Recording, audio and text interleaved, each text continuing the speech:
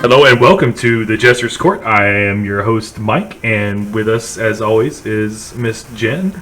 You have not been in the intro for a while. No, I haven't been in the intro for a while. I don't know why that is.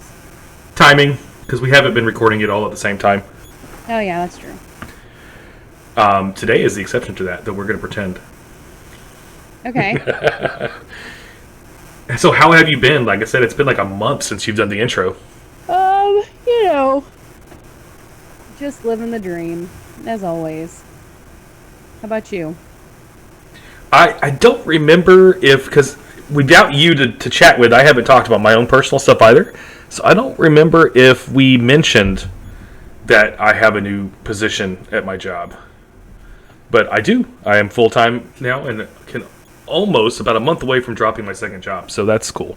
Yeah, it is real cool because I know it's in the it's in the field that you actually kind of excel at. Like, not many people can do what you're doing. Like me, for example, I can't do it. No, fuck no. Which is, like trying to convince people to. You've always been good at this. That's the long and short of it. So for those who don't know, I am financial stability manager now. And I'm running a grant program called VITA. So right now, basically what I'm doing is begging people to let me talk to their organizations and recruit volunteers. Yeah. You're doing that. You're doing pretty good. just putting it out there. Right. So before we get into the show, I do want to do shout outs for our patrons. Do it. We've got Mr. Kyle Kier, our founder. Yeah, Kyle. Robert Hood. Rob Bad. Derek Diamond. Yup, from the Derek Diamond Experience.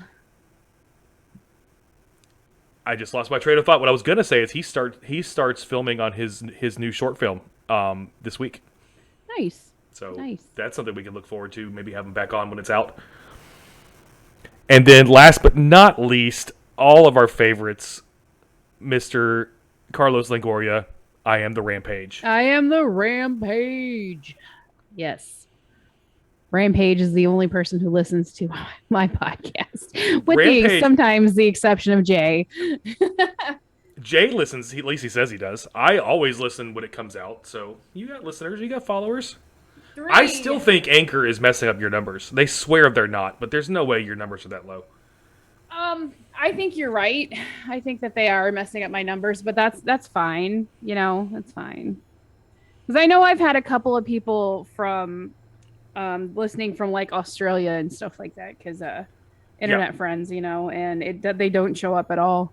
Yeah, I swear they're only showing you the actually listening through Anchor listens. Right. Because there have been weeks where it says you have no listeners. I'm like, well, I listen on Apple, and I know I listened, so... Right. I call BS, but whatever. Whatevs. Whatevs. So we are going to go watch the movie, guys, and then we're going to be right back. Okay, let's go watch this movie. And we are back. Let's talk about The Golden Child. Oh, boy. Released in 1986, it stars Eddie Murphy, J.L. Reet, Charlotte Lewis, Charles Dance, Victor Wong, and James Hong. Directed by Michael Ritchie. It made $150 million US off a $25 million budget. So it was financially successful, but here's how studios like to fuck things up. It made a ton of money, right? Mm-hmm. But Paramount, when they greenlit this and got Eddie Murphy involved, was hoping for Beverly Hills Cop money. So even though it made tons of money, Paramount considered it a failure. Well, I could see that. You can see that? Yeah. Yeah, it only made $125 million domestic. I know. I looked at the numbers. Actually, it made $149.4 million. Yeah, 150, overall. but I was doing it off the budget, so it was a $25 million budget, which means it it earned $125 million. Yep. Rotten Tomatoes also seems to agree with Paramount because they gave it a dismal 22%. Listen, I thought it was great when I was a kid, but I have to agree with Rotten Tomatoes now. I was not a fan. I still love it. And now, granted, again, it was one of my favorite movies as a kid because I loved Eddie Murphy as a kid, but I still like this. Hmm. Well, you can't always be right. Are you ready to go through the rundown? Yep. Oh, right. So we open. It's in Tibet in a temple. There's a boy who can bring back dead birds to life, and he's kidnapped from this temple by Tywin Lannister. You're right. I thought that one guy looked familiar. I was like, he was in Game of Thrones, wasn't he? He was, among many other things. He's one of the, aside from Eddie Murphy, he's one of the actors in this film that's been in like all over the place. Everything, right? Um, Let's just put this out there, right? There's a guy in the beginning, and I know he's supposed to be one of the Tibetan monks or whatever, right? Like the warrior guys protecting the golden child. mhm. But I swear to God, he is like the Asian version of Benedict Cumberbatch. And I thought for sure it was Benedict Cumberbatch for a minute. I was like, no fucking way. Like, what did they do? And then I realized that it was not, in fact, Benedict Cumberbatch. It was just some dude who had an uncanny resemblance to him. I mean, going back through the 60s, 70s, and even early 80s, it would not Mm-hmm. have been completely out of place for them to put a white actor and I make him know. play an Asian person. I know. That's why I said, what did you do? And then I realized it was, I mean, I went and looked up the filmography. It was not him. Yeah, no, it was not. I think he would have been too young because I think Benedict Cumberbatch is closer to our age than. Yeah.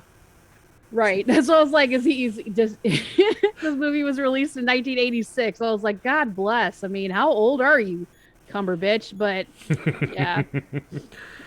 Meanwhile, in America, and I say it like that because it transitions into you can't say it any other way than it's an America montage. Right. Literally has nothing to do with the story, the plot, nothing. You just see America and the streets and businesses, and it's so out Yeah. of place. Eddie Murphy, who plays Chandler, is a private detective specializing in finding missing children, and he's putting up flyers. You see Chandler on TV, or after seeing Chandler on TV, Kay, who he tracks him down. Kay is the female protagonist, the love interest, I guess. She tracks him down to find the child, tells him the story of the golden child, and of course he doesn't believe her because why would you believe that? It's it's a little cray-cray. Transitions. Chandler is at a crime scene now where they find the girl he was looking for in the beginning. Key is there, which is a little weird. Inside the house, there are like strange writing on the walls and some really creepy oatmeal with blood in it. Yeah. Yep.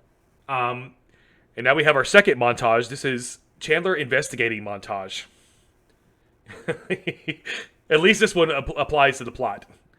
Right. While he's investigating, he sees Key again.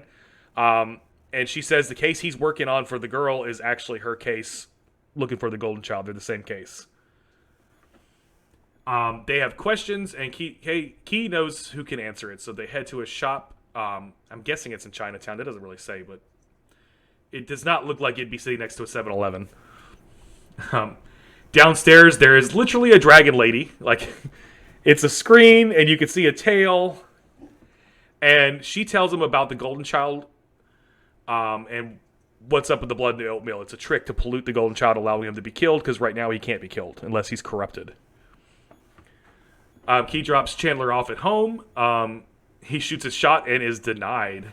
He's like, you want to come up? No. You flash to the bad guys. Golden child is in a cage with some more blood oatmeal. They really want him to eat that.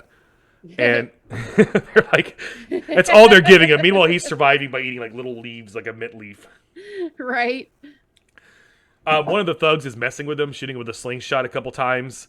But Golden Child has the Force with him, so he's reflecting away the rocks.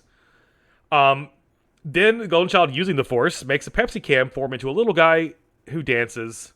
It's a great effect. It's one of the few special effects that still holds up in this movie. It looks amazing. The little dancing Pepsi can. But this is interrupted by Lannister.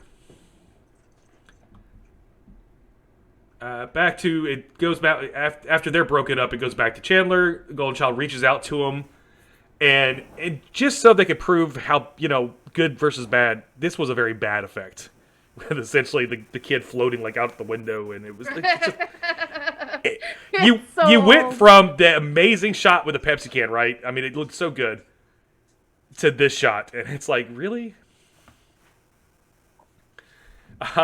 We get a phone tip and are on the trail of some bikers. We find their house. Chandler sneaks in, shits the bed, and is saved by Key.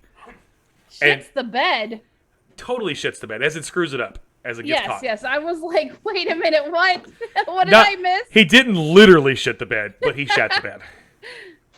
Because he's like, stay in the car, I got this. This is not woman's work. And she goes and saves his butt. I also put a note here. Why is there a motorcycle in the house? That's just where they put those whenever they're, not riding them. Like a witch's broom, they just stick it in the corner. It's just Ow! chilling right there in the living room. Anyway, Chandler questions him about the girl. They tell him they sold her to this guy named Tommy Tong, not Chong, Tommy Tong. Mm-hmm. So they're off to head him off. They head to it. He owns a restaurant. They arrive at the restaurant owned by Tommy Tong. Chandler goes in alone again. He asks for Tong and is attacked. Apparently, we lost the gun because he had a gun and he's not using it. Why is he not using it? Right. Because he had a gun. Totally had a gun. Would have come real handy right here. But that's okay because Key arrives again to save him. It's a running theme. They chase the attacker down the alley, but Mr. Lannister appears again and kills him off before they can get to him. He turns into a rat, which is kind of funny. Back in the Den of Evil, as I'm calling it, Sardo, which is... I've been calling him Lannister, but his actual character name is Sardo, communicates with the devil, we find out, who tells him to move the child and get a special dagger that can kill the child. Chandler is home and goes to sleep. He has a dream, which is just a funny sequence, by the way, where he sees Sardo and his thugs. Sardo makes him an offer, but not really. Either way, Chandler turns him down, and Sardo tells him he will trade the child for the dagger. Do you remember this dream sequence? Yeah, it's kind of stupid. It's stupid funny. It's stupid, but it's funny. I mean, yeah, stupid sometimes can be funny, but... Chandler goes back to the dragon lady, asks about the knife. She tells him how to get the dagger, and we are off to Tibet. I put convinced with the power of booty, because he did not want to go. But he's in the cave, and she wants to go. In Tibet, Chandler meets a street vendor who rips him off for a necklace and disappears. And then off to the mountains we head. In a mountain temple, the challenge for the dagger begins. The street vendor is there and in charge. He sends Chandler to the challenge, gives him a glass of water, and says he can't spill any and to stay on the path. Mm-hmm. Pillars and a suspension bridge over a seemingly bottomless pit. That is the path. Chandler makes it to the bridge, sees the dagger, but out of nowhere, a flame burns the bridge down, just takes it out. Right. It just all of a sudden catches fire. And he has to make his way on the pillars, but then some of them fall when he steps on them. It really feels like a Legend of Zelda video game. Really does. He does make it to the dagger. Oh, you know what I forgot? And I can't believe I didn't mention it specifically because it's the title of this episode. When they arrive and they're talking to the street vendor who's, in charge of the temple, he makes him say, declare what he's there. And probably one of the funnier moments in the movie, I want the knife, when he does it, he moves it back and forth like a old school rap. It was just funny. I can't believe I didn't mention it. Anywho, he makes it to the dagger, but flames come up when he reaches for it, and then he figures, I don't know how he figured, see, my mind was you should pour the water on the fire, right? Mm-hmm. But apparently he figured out, just out of nowhere, he has to drink the water, and then he can grab the dagger. Is that what you would have come up with? Because I really would have. I would have put it on I would have been like, oh, just extinguish the fire. Right? I literally would have had to go back and try again because I would have poured it on the fire. Right. But he retrieves the dagger. He's smarter than we are. We fly back to America, and Sardo is waiting at the airport with the police. Mm-hmm. Chandler tells him to bring the child, and I'll give you the knife. He tries. He's foiled in his plan, basically. Right. We do go to wine country for a safe house, which is kind of weird. Yeah. It's no one's house that you're aware of. So,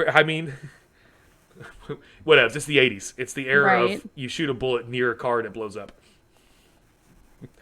That night at the country house, the attack begins. Chandler and Key flee, but are surrounded in the woods. Key using some very unnecessary flips, sacrificing herself to save Chandler. Right. It looked cool. Yeah, so unnecessary flips, sacrificing herself to save Chandler. It really just was not. You know what it reminds me of? Remember Galaxy Quest? Mm-hmm. When he was doing the flips and stuff on the planet, and they're like, "Why'd you do that?" And he's like, reasons. And they're like, "Where's your gun?" And he lost his gun because he was flipping around on the ground. Right. That's what it made me think of. But she sacrificed herself. But she saves Chandler, but Sardo gets away with the dagger.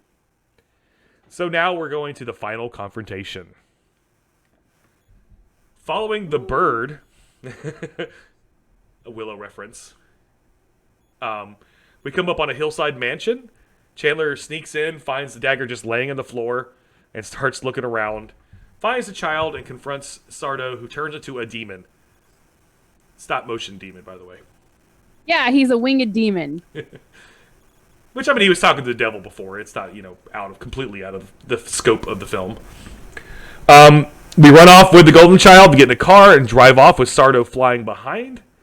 They end up in an abandoned factory or something. I don't know for sure what that is, but it looks like an abandoned factory or something. Sardo follows them in. They fight for a bit. Sardo gets buried in rubble. Then we drive off again, back to the Dragon Lady.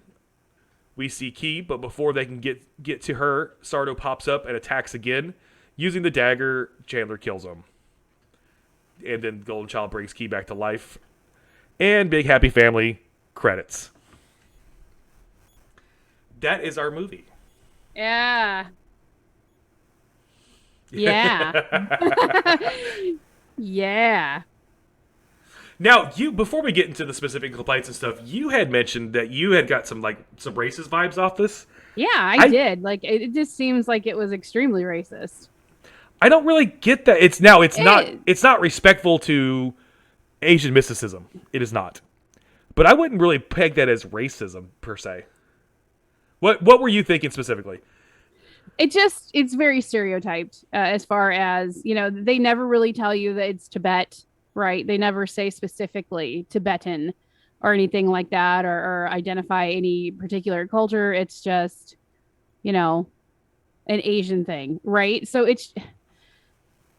I can't really put my finger on it. It's just that it's very highly. I mean, some of the way that people were dressed is very highly stereotyped, big time.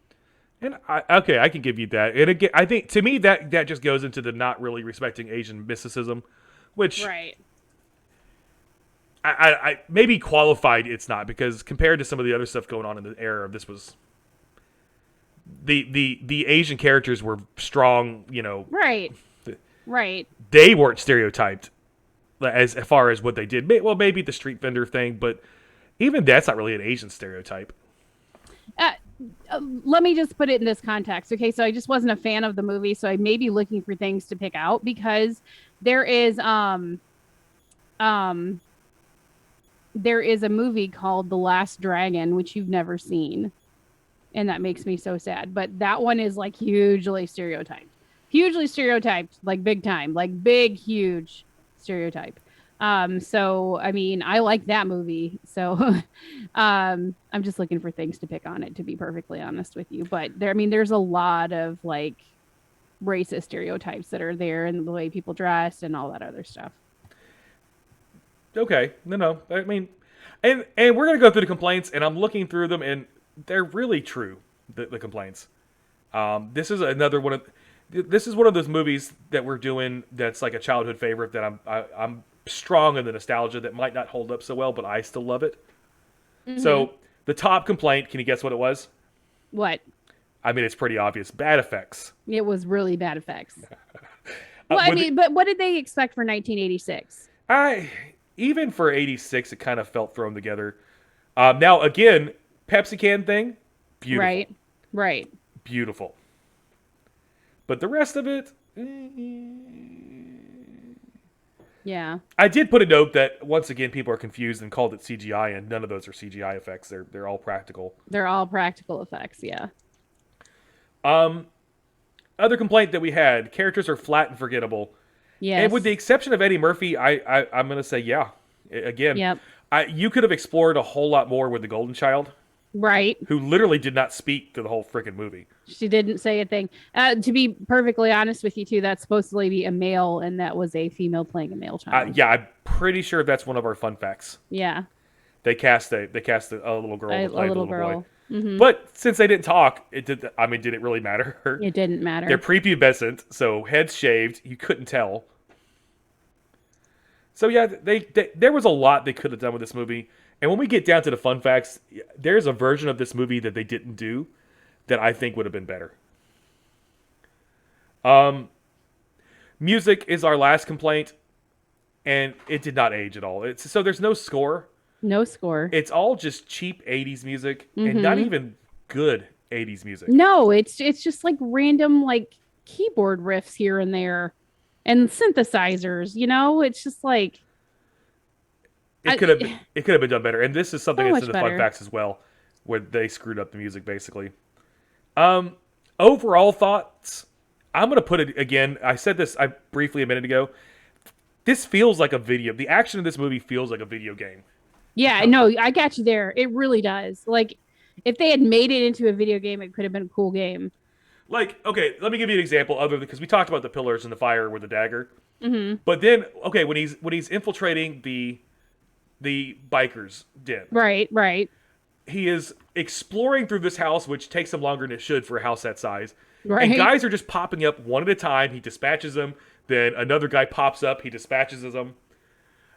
That doesn't happen in real life. No, they would have all been getting at the same time instead of one at a time. When we started the scene, they were all sitting together in the living room. Right. So what did they just split up and just go? Yeah, they're all, I'm gonna go to the bathroom. Jeff's gonna go to the kitchen, make popcorn. Yeah, it It felt was like messy. I think ultimately, while I like this movie, it could have been done better. You're right. It could have been. A kid Mike loved it because I loved Eddie Murphy. He's hilarious, and that's something too to mention. The comedy hits. It's the rest of the movie that just kind of flops. I mean, but it's hard to have Eddie Murphy in something where he's not funny. Mm-hmm. It's pretty few and far between. He's really not that funny in this movie. Really, you don't think so? No, not really. It hurts my soul a little bit Why?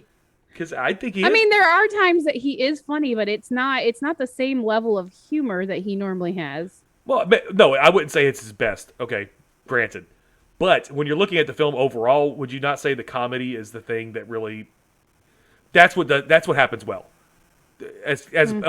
Or you won't say, well, how about this? Well, I get you to concede that it's the best element out of this film. Yes, you will. That is a thing you'll get me to say. Okay, so this is going to be one of those examples of where we're going to need you guys to chime in because we don't agree. So I need to see some comments, some Tweets. You guys let us know what you think. Yeah. Are you ready Give for us some, tea. Are you ready for some fun facts? Yeah. All right, Give me some fun facts. Damn fun it. facts. Hurry it up. This is what I was Take talking it about. That take it too long. This is gonna be a short episode. Take it too long. This is where I was talking about there was a better version of this film. Right. The film was intended as a serious adventure drama with Mel Gibson in the lead role. Oh, man. You got to remember this is before he was toxic crazy. Right. But I mean, like 80s Mel Gibson was like peak Mel Gibson. Yeah, so this is where I'm saying like a serious adventure drama starring a big action star, I think would have done better for this film. Yeah. After Gibson turned it down and Eddie Murphy replaced him, they rewrote the script as a partial comedy. Oh, man. Second fun fact kind of ties into that. Eddie Murphy turned down a role in Star Trek 4 The Voyage Home in order to make this film. Oh, man, he should have done Star Trek. He's a huge Star Trek fan. I don't know if you know that. I didn't know that. He is a huge Star Trek fan. But he went with this one instead. Both films were released on the same day. Nice. And the teaser for this film was shown before Star Trek 4. Aw. I bet you after he saw this movie, after it was put together, he was like, I should have fucking done Star Trek. Possibly. Not possibly. He was. Again, remember financial success. So he made a buttload of money on this. Yeah, for the 80s. In an interview for Fangoria number 113, Charles Dance, which was one of the writers, explained how this movie was drastically changed by Paramount. Wait. Charles Dance, Oh, no, Charles not Dance writer. played Sorry, he was one of the actors. Sardo. Sorry, he's one of the actors. Right. My bad. But he explained in this interview how the movie was drastically changed by Paramount after the first test screening. Uh-huh. And his quote here is, initially, The Golden Child was a very interesting script with a lot of resonance, but Paramount basically chickened out. Surprise, surprise, right? How many films? How many films have we talked about where the studio just ruined them? So many. So it continues. When they first screened it, it was a very different sort of film for Eddie Murphy. Paramount took too much notice of the preview audience's unease about the unfamiliarity of Eddie's character. They had gotten to know him so well through Beverly Hills Cop that they wanted the character to be much more like that. So the studio went back and reshot a lot of footage of Eddie doing Eddie Murphyisms, which is probably why you don't think it's his best comedy, because they were added in, and they put him in the picture. Then they took out a really sumptuous, weird, and beautiful score by John Williams. Talking about the music, John Williams. They took out John Williams. Pause for a second. Why? And we're going to say that again, just so you heard me correctly. They took out a score by John Williams. Why? And replaced it with something more funky. Why? His final line in this, and you can see how much he liked what they did to the film, is so basically what you got was Beverly Hills Cop in Tibet. That's so freaking. That's kind of tracks though. That tracks real good. Like, but again, how many times have we done this where the studios just muck things up? they just fuck it up. Like I don't understand what their motive is at that point, especially if they had John Williams working on a score and they took him out. Like, he's already been paid. So what was the point of it? What was the point? It wasn't to save money. It wasn't to save money. Our last fun fact. Yeah. John Carpenter rushed to beat The Golden Child into theaters. Really? Let's give you some perspective. First off, Carpenter was one of the people that was approached to do this movie. Okay. But instead, you know what he did? What? To basically the same goddamn movie. Big Trouble in Little China. But Big Trouble in Little China is a fucking great movie. Cult great. No, it's... Well, okay, I'll give it to you. In order to beat The Golden Child into theaters, Carpenter limited his prep period on Big Trouble in Little China to 12 weeks to make sure his movie came out in July of '86, 5 months before the Murphy movie. Because they're the same movie. They are the same movie. He's quoted, if Big Trouble released at the same time as Golden Child, we would be killed at the box office because audience love Eddie Murphy. Basically, he's like, these are the same movie. His has Eddie Murphy in it. We need to get ours out first. Nice. So, but Big Trouble in Little China is a good movie. I like it. Much better than this I like one. it. It's on my list to defend. It opened on 4th of July, the Carpenter film. It made $11.1 million. Well, as we've already discussed, The Golden Child made well over $100 million. But that is our fun facts. What do you think of those? Yeah. I think When you like those better also than the you movie. forgot, the one that I already mentioned, which is that the Golden Child was actually played by a young lady. Which means it must have not actually. I know I saw it. It must have not made it into the list. But yes, as we discussed, it is an actress playing the Golden Child, not an actor. Right. She was 7 when she started filming, and she retired as soon as the movie was out. Which is probably good because usually kid actors, especially the ones in that age range, do not fare well if they continue acting. Yeah. I mean, am I wrong? No. I mean, you know what you could look at? What? The Harry Potter cast is a great example. Yes. Because basically, Harry did okay. He kept acting. Right. Ron? Oh, Emma Watson did too. No, but see, Emma Watson left the business, went to college, and then went back. Right. And well, see, Rupert for me, Grint I think that's is the doing rub. it now. But there are a lot of them that did not continue. A lot of the secondary characters had some rough lives too. Right. Crab and Goyle. Right. They've had some, let's say, run-ins with the law. A few. So that is our show for tonight. We have some exciting news because the Innsmouth Rag is getting ready to come back for season 2. We just watched the movie for our first episode. You want to talk about that, Jen? So we are going to record the Innsmouth Rag coming soon because it's August. So we're hoping that the first episode will drop sometime in mid-August, and we still have to talk about the 2 shows and compare those zombies because I just, fucked off the whole the whole break that I was supposed to be doing. But so we're opening up the show with Vivarium, and it's a fucking freaky ass movie. Yeah, not to give too much away for the Innsmouth episode, Right. but it is a mind fuck. It's a mind fuck. So please tune in sometime within the middle of August for our very first episode of Vivarium.